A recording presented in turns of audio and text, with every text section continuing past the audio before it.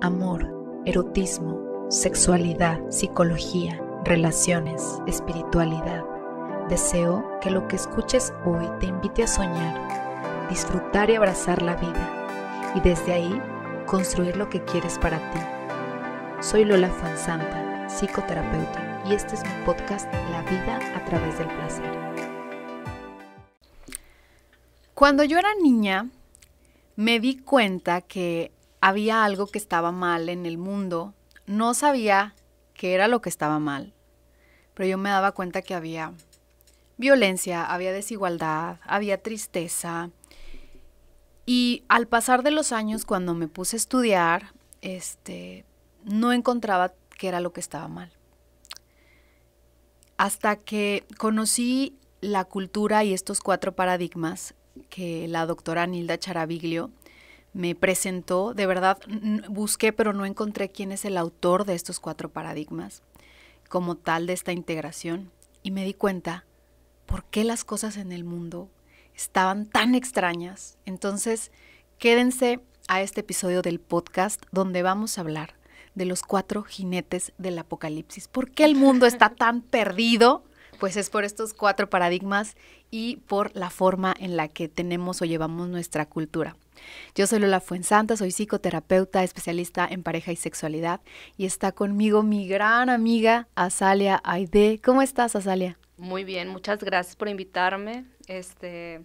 Pues sí hemos, yo creo que recorrido juntas este descubrimiento, que también para mí lo ha sido, el poder revisar ahora sí de forma interna y cultural estos 4 paradigmas, hasta dónde nos han llevado, qué es lo que he desarrollado conforme eso, cómo he visto el mundo a través de ello, pero nunca había localizado el ponerlo en 4 palabras y el poder saber que en esas 4 palabras hay un mundo entero de creencias, ¿no? Muchas gracias por invitarme a este podcast y con muchas ganas de hablar sobre este tema. Sí, claro. Pues bueno, la cultura, y vamos a darle crédito a Manrique, que ya lo quiero conocer también. En el 96, él define 3 grandes pilares de la cultura. Cualquier cultura tiene una ética en la que te define lo que es bueno y lo que es malo mediante la publicidad. Después viene la parte de la estética, en lo que te dicen lo que es lindo y lo que es feo a través de la moda. Y al final está la lógica, donde te dicen lo que es verdadero y lo que es falso a través de la política y de las instituciones. Entonces, pues toda cultura tiene estos 3 grandes pilares y te va marcando la pauta de cómo debes comportarte, qué es lo bonito y lo feo, qué sí está aceptado y qué no está aceptado. Y hablando de los 4 paradigmas, esta cultura, ¿qué es un paradigma? Así en palabras muy simples. Un paradigma viene siendo una teoría en la que se da como verdadera en la cultura, y que cuando tú naces, tú ya absorbes todo esa teoría y no la cuestionas porque es parte de donde tú naces. Sí, es algo que tú no puedes controlar porque tú ya estás inmerso en ese paradigma.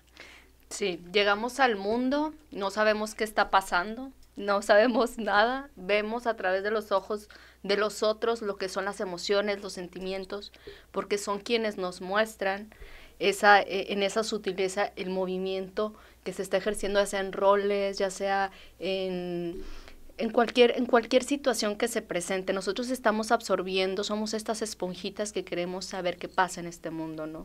Y entonces ante eso nos dan el paquete, ¿no? Este es el paquete para que empieces. Y ese paquete viene precisamente con esa cultura. Exacto. ¿No? O sea, por ejemplo, vamos a ver, en la cultura regia, ¿qué es lo que nos dan de paquete? Pues el hombre debe saber hacer carne asada. Primeramente, tomar mucha cheve, ser buen proveedor. La mujer pues debe estar al lado de él. A la moda. A la moda, exacto, no, tienes que lucir bella, y también, ¿por qué no decirlo? O sea, tienes que ser madre. También. También, o sea, hay un paquete ahí de las rancheras, tómate la chela con las rancheras, ponte el sombrero, acude al rodeo de medianoche, ¿no? O sea, sí, nosotros nos podemos a pensar que si yo hubiera nacido quizá en India o en otro lugar y me hubieran dado otro paquete, mi función en cuanto a esos caminos que se van ejerciendo neuronalmente para que yo crea que eso existe como tal, ese inicio pues hubiera sido otro show, ¿no? Totalmente diferente. Incluso cómo concebimos el mundo, los animales, todo esto depende mucho de ese contexto en donde llegamos del cosmos o de otro lugar y venimos y entramos a este planeta, ¿no? Este portal en donde, según donde tú naciste, se te entrega un paquete. Hay algo que sí está dentro del contexto cultural, que sí se absorbe, ¿no? Y es como se va haciendo esta construcción de estos paradigmas también, según esa cultura que se siga. Sí, justo venía en el coche escuchando acerca del Tao otra vez para reflexionar, sí, porque son conceptos que se tardan en interiorizar, ¿verdad? Y cómo para ellos es observar los ciclos de la naturaleza, todo es perfecto, o sea, nada hay que cambiarle nada, simplemente permitir fluir, y cómo para nuestra cultura eso no importa, ni el ciclo de la luna. Nosotros no, bueno, yo sí, pero antes no estabas al pendiente de la luna porque no te interesa, tú nada más vives como que al día, funcionando, produciendo, y no te interesa la naturaleza hasta que comienza a ser un problema. Y es cuando dices, entonces hay que voltear a ver la naturaleza. Entonces, ¿cómo hay culturas donde se tiene una concepción completamente diferente de la forma de ver el mundo? Exacto. Y ahora dentro del sistema que estamos emergiendo en la globalidad de esto del internet, de poder ver qué está pasando ahorita en Australia, cómo viven en Corea, en China, en otros lugares, y poder ver también las personas o los agricultores, la gente que trabaja en la tierra, los que viven en las montañas, como si ya tuvieras un montón de opciones que te dan una gama de poder volver a decidir cómo es que quieres, qué es lo que quieres creer y cómo es que quieres vivir a través de esos conceptos, ¿no? Entonces, yo creo que sí engloba mucho en nosotros cómo vemos estos 4 conceptos, desde dónde los practicamos o desde dónde somos inconscientes también en la forma en que operamos a través de ellos, y que también hay dolor ahí, o sea, exacto, y que es importante atendernos, ¿no? Atenderme, es importante atenderme en ello y que cada quien haga ese trabajo. Podríamos construir alguna sociedad más consciente.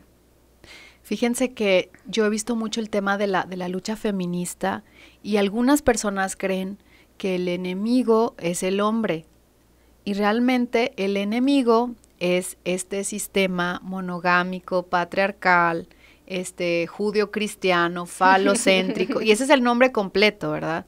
Y no es algo que las feministas se inventaron, sino es algo que ya está estudiado, los filósofos, los antropólogos ya conocen y no es nada nuevo, simplemente que está saliendo a la luz este tema y realmente no me gusta decirlo como enemigo, pero si podemos decir contra qué es lo que estamos combatiendo, pues es ante estas formas de pensar, ante estos 4 paradigmas. Entonces, pues vamos a empezar porque está largo. Anoten, saquen el apuntador. Sí, hombres que siempre andan, no, que las mujeres no sé qué, nos odian. No, o sea, pongan atención porque por esto es lo que debemos de luchar, ¿verdad? El primer paradigma es la jerarquía.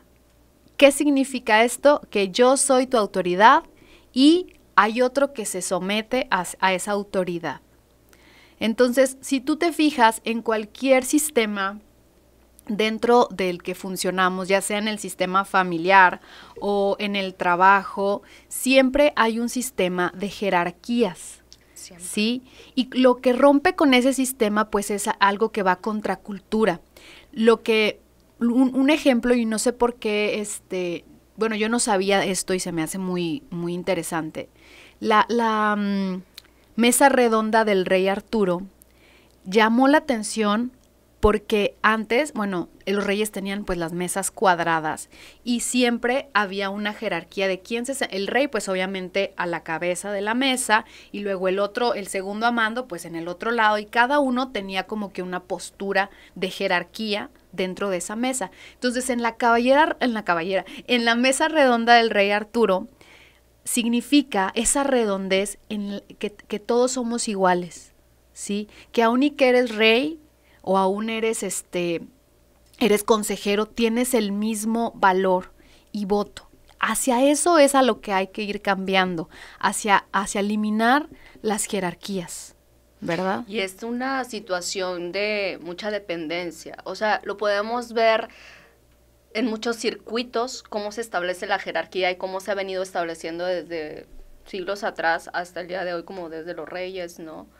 Y ver qué es lo que hace eso en los individuos, o sea, cómo es que les quita una autonomía y entonces así vamos operando a través del tiempo, vamos cediendo nuestra autonomía al gobierno, al jefe del trabajo o a donde te metas, donde hay una jerarquía, siempre va a haber entonces alguien a quien yo le tengo que pedir permiso o alguien que me tiene que autorizar que yo haga, ¿no? Y eso coarta también tu libertad. Entonces imagínate todos aquellos pensamientos, todo lo que existe en el ser humano, que existe en nosotros, que existe en mí, que es una fuerza que también dice, pero es que yo creo que podríamos hacerlo así y te ponen el no, te ponen hasta que tú llegues acá tú podrás hacer, ¿no? Entonces, todos estos pensamientos que tal vez somos esta parte de la pirámide, de la población, porque solo unos cuantos están aquí. Imagínate todo esto que sí concentra otra verdad u otro querer ser, pero esto no lo deja. Entonces, siempre va a haber esta forma jerárquica en donde está oprimido ese sentimiento, ese dolor. Empieza a ser un dolor, empieza a tener un diferente trasfondo en el ser humano y es como yo oprimo. Vienen de ahí muchas enfermedades, vienen de ahí muchas imposibilidades, yo no opero entonces como yo quiero. Y entonces voy en contra de un espíritu, de mi espíritu, de eso que sí quiere crecer, que quiere ser diferente, que quiere que quiere tener voz, voto, que quiere expresarse como quiera, sin tener que pedirle permiso a alguien, ¿no? ¿Cuántas veces uno lleva en iniciativas al jefe y te dice, no sabes que eso no, porque, y te van cortando tus ganas de querer De hecho, la jerarquía, crecer. O sea, hace muchas cosas a través de eso. O sea, un jefe que te dice, no, no, no, no, no, ¿qué pasa con la otra persona? Dice, pues yo aquí no sirvo. O sea, yo O calladito me veo más bonito. Ajá, o me someto mejor y no digo nada porque si no me corren. ¿Y cómo voy entonces a apagar la luz? ¿Y cómo voy entonces a darle frente al mundo? O sea, hay cosas que son como estos candados y entonces no puedes y no puedes. Entonces, estableciendo esta jerarquía y siguiendo como alimentándola, pues estamos acallando voces, la voz interna que tenemos todos con el derecho de nacimiento de expresar eso que sentimos, que creemos que puede ser partícipe de esta comunidad. Entonces, cuando hace esa segregación, existe un dolor, un duelo. De hecho, algunos de los síntomas de la jerarquía es el autoritarismo, relaciones de dependencias emocionales y económicas y sentimientos de vergüenza, porque pues si yo estoy abajo, pues pobrecito de mí, me avergüenzo de estar abajo, porque hay alguien más arriba de mí que es más que yo. Y dependencias emocionales y económicas, pues igual, o sea, como siempre estás agarrado de un papá, de alguien que te ayude, que te dé el check, que te cuide, te quitas esa autonomía de yo me hago responsable de mí misma, económicamente, emocionalmente. ¿Y cuántas mujeres hay que por esa jerarquía de es que mi esposo no realizan sus sueños, no trabajan, porque siempre están viendo al hombre pues más arriba que una, ¿verdad? Las consecuencias, pues lo que tú dices, sometimientos y obstáculos del desarrollo de las personas. No me desarrollo porque ya me topó esto. ya no digo nada, me callo y no me expreso, pues porque estoy sometida. Me mato, mato algo dentro de mí.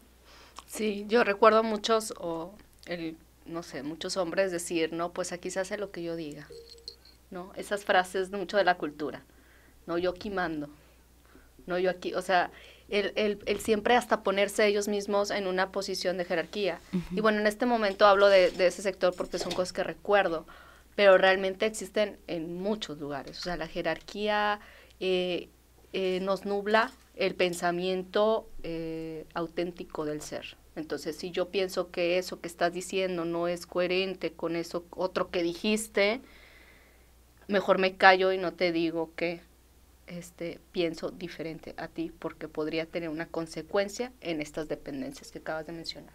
Exacto. ¿Cuáles son los precios que se pagan por todo esto? Pues hay una impotencia y rencores crónicos, o sea, en este momento las mujeres, hay una sensación de enojo colectivo hacia tanto sometimiento, pues ¿por qué? Pues porque se han visto abajo mucho tiempo. Entonces hay un rencor viejo, añejo, y de ahí es ese enojo, ¿verdad? Por este paradigma de la jerarquía. Y con incompetencia para establecer relaciones entre iguales. Y no sé si a ti te haya pasado que a veces no sé, como que cuando estás con el jefe puedes hablar del trabajo, pero siempre pues lo que él dice es muy respetado. Pero no te puedes salir a comer con el jefe, no puedes como interactuar como de igual a igual, porque siempre está esa cosa de yo soy más que tú. No, o sea, a lo mejor en el trabajo tu opinión es la que más cuenta, pero fuera del trabajo, tú y yo, pues somos uno, o sea, no pasa nada, somos iguales, ¿sí? Y me ha pasado que a veces no me siento a la par de alguien por esta cosa de la jerarquía. Como que te sientes rarita al hablar con alguien mayor, o que es hombre, o que es jefe, o que tiene una posición de autoridad. Sí, también me he dado cuenta que la gente que no opera desde la jerarquía, bueno, cuando yo he estado dentro de algún trabajo en una oficina o algo así, hay gente que de repente es más, pues llegaron, por ejemplo, la generación millennial y en verdad que se expresan diferente, hablan con otras teorías, con otra, pues otra experiencia de vida, realmente, con otra apertura, con una globalidad, que ellos ya llegaron ingresados a ese no sistema tienen miedo global. que los corran. No tienen miedo que los corran, ya son freelance. Exacto. Sí. Entonces te quedas observando a estas personas cómo son tan libres de expresar. Y por ejemplo yo pues a mi edad, ¿no? Que yo sí alcancé ese sistema jerárquico más impositivo. El de repente ver que alguien opera diferente es, yo también puedo entonces llegar y decirle, ¿no? Pero cuando ya tienes esto de que tienes que ser lo que yo, entonces ya estás en ese cuadro de jerarquía, el querer llegar a establecer relaciones más entre iguales, pues se cuartea, haz de cuenta que la otra persona tampoco puede llegar a abrir ese canal, ¿no? Exacto. Entonces hay una comunicación que sí puede establecerse, yo creo que sí podemos ser capaces de ver, de escuchar con curiosidad. Exacto. Fíjate que en mi anterior empleo trabajaba mucho con directores y uno de las cosas que me decía cuando me daba como que un pavor o un miedo llegar con alguien con un perfil de un director de no sé qué empresa, o sea, una empresa grande. Y yo decía, es humano como cualquiera de nosotros y va al baño y hace popó como cualquiera de nosotros. Y eso me calmaba al nervio. Decía, es como cualquiera. Y ya cuando hablaba con esa persona ya podía entablar una conversación y ya se veía un respeto, porque nos estamos tratando de igual a igual, aunque yo tenga 30 años y tú tengas 60 años. Y realmente las personas que están arriba pues también sufren porque están muy aislados, porque no tienen nadie con quien compartir y verse de uno a uno. Sí, es como tú dices, o sea, humanizarnos. Realmente eso, el otro igual ya está solo o igual y para él es muy difícil poder bajarse de ese pedestal en donde le tocó estar porque ya es jefe o tal vez quiso ahí pero también tiene su precio a pagar. Y es esa soledad o eso de que no puedo ser mi auténtico yo aquí. Tengo que siempre tener esa postura. Y eso también cansa, ¿no? Una persona que siempre te tiene que estar erguida, así una postura y tiene que estar dando para alguien más también, por ejemplo, una empresa, un jefe, pues también está sometido, o sea, en un momento dado. Entonces, operamos esta cadena, ¿no? El que es sometido somete, el que es sometido somete, o sea, y entonces no se aleja una cosa de otra, ¿no? Lo importante es como concientizar en dónde estoy yo y qué me está dando eso que yo estoy manejando de esa manera, ¿no? Fíjate que me acordé de este dato curioso, de que en Nueva York, bueno, ahí está como que este cuarto bonito, bueno, no bonito, de sadomasoquismo, que para algunos será muy bonito, y y en Nueva York tú pagas mucho dinero porque te sometan. Y saben que la mayoría de las personas que pagan por eso son personas que están en los grados más altos de la jerarquía, dentro de la política, de los negocios, porque en algún punto, o la teoría es que ellos se desesperan de estar tan alto y de no tener, no estar cerca de alguien que los trate como iguales y quieren ser sometidos de alguna manera. Sí, claro, trae consecuencias. O sea, esto de estos grados de poder tan altos, llegan a tener también este tipo de conductas precisamente para compensarlo y sentirse ellos también del otro lado. O sea, fíjate, cómo somos el ser humano que requerimos experimentar todos los lugares y las cosas para poder tener, conducir nuestras emociones, eso que sentimos, y cómo nos ponen el sistema. ¿Dónde entonces me pongo? ¿Sabes? ¿Dónde entonces opero? ¿Cómo tengo que, si ya tengo toda esta carga arriba? Pues pégame. Para sentirme que algo no controlo en el mundo. Sí, o sea, y hay muchas series también que implican este factor, ¿no? De gente que tiene mucho poder. Entonces lo puedes ver que después de esto también la sexualidad, incluso porque digamos que o llegas con problemas sexuales o están ahí, llegas con otro problema y al final surge la sexualidad. Es que la sexualidad no se separa. Exacto. Y bueno, algo que me ayudó mucho es ver la intención positiva de la jerarquía. O sea, no es al final tan mala porque por algo la sociedad hace muchos años la estableció porque algo bueno debía de tener y la intención positiva que tenía no era para jodernos a las mujeres, para torcer todo, no era para eso. La intención positiva era establecer límites que contienen el caos y son saludables. Sí, los límites son importantes, hay que saber hasta dónde llego yo con el otro, hasta dónde empiezo yo, y para eso se establecieron. Pero después se vino más locura y eso fue otra cosa, ¿verdad? Otra cosa, completamente diferente. Claro. El segundo paradigma es la confrontación. En este paradigma se dice que yo tengo la razón o tú tienes la razón, ¿sí? A mí me suena mucho este paradigma cuando, por ejemplo, en las iglesias, ¿sí? En las iglesias siempre está eso de, pues es que nosotros vamos a ser salvos y somos el pueblo elegido de Dios. ¿Han escuchado eso? ¿Se les hace similar escuchar eso?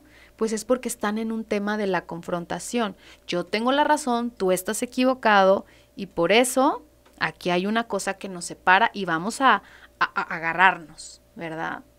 Sí, o sea, todo lo que después tiene como trasfondo es como división, que no tiene nada que ver con lo que te dice la religión, porque la religión dice que todos somos hijos de Dios, que todos tenemos aquí un lugar en este planeta, que estamos hechos a base de semejanza con amor, pero el hombre, o sea, ya cuando nosotros experimentamos esto de operar tú y yo, de comunicarnos y tener una dinámica, y entonces existe esta confrontación en donde sí separo que yo creo esto y que tú creas otra cosa, y eso que tú crees y para mí no me parece, tú estás equivocado.